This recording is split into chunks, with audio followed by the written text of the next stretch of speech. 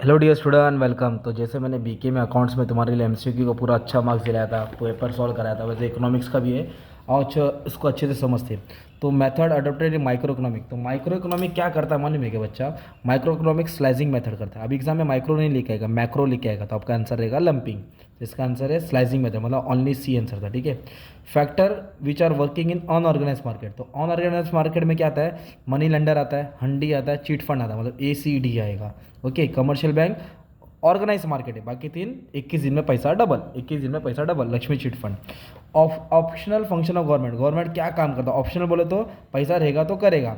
तो ये एजुकेशनल और सोशल सिक्योरिटी ऑप्शनल है, और ये दोनों कंपलसरी है। ओके। ये तो गवर्नमेंट को करना ही पड़ता है, पर ये दो कंपल्सरी, ये ऑप्शनल बी और सी।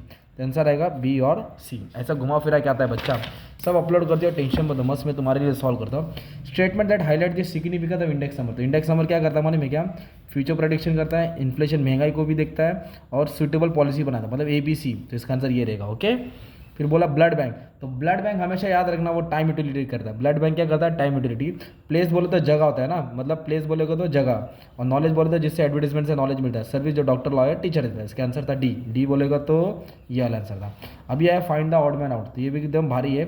एक डायरेक्ट डिमांड होता है, एक इनडायरेक्ट होता है, कंपोजिट होता है। मार्केट डिमांड नहीं होता है भाई, मार्केट और इंडिविजुअल डिमांड होता है। ये टाइप्स ऑफ डिमांड है।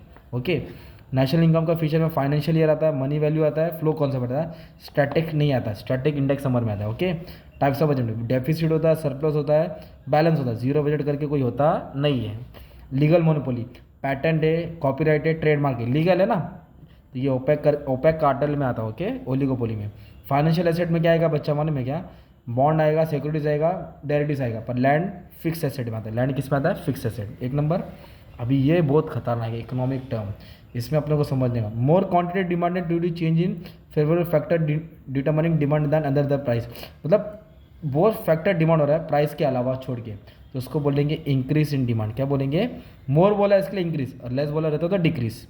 डिपॉजिट दैट है विड्रॉबल ऑन डिमांड, तो उसको बोलेंगे डिमांड, ये क्या बोलते हैं? Demand deposit. क्या बोलेंगे? Demand deposit. इसका आंसर है increase in demand. Charging different price to different consumers को बोलेंगे प्राइस डिस्क्रिमिनेशन। भेदभाव होता है ना भाई, प्राइस डिस्क्रिमिनेशन मतलब होता है भेदभाव, डिस्क्रिमिनेशन, मोनोपोली का। नेट एडिशन में टू, कभी भी एडिशन है ना वर्ड टोटल पे एडिशन है तो मार्जिनल आंसर रहेगा, याद रहेगा। टोटल पे एडिशन है तो मार्जिनल रहता है, मार्जिनल मतलब change. Degree of response of demand toward change in income. Income बोला तो इनकम इलास्टिसिटी डिमांड, क्या आएगा? Income elasticity of demand, income elasticity of demand. एकदम नकली है, अच्छे से कर रहा हूँ। अभी ये तो भाई ये बहुत मस्त है भाई, इसमें पूरा 5 मार्क लेना चाहिए। देखो जनरल इक्विलिब्रियम, एक होता है मैक्रो।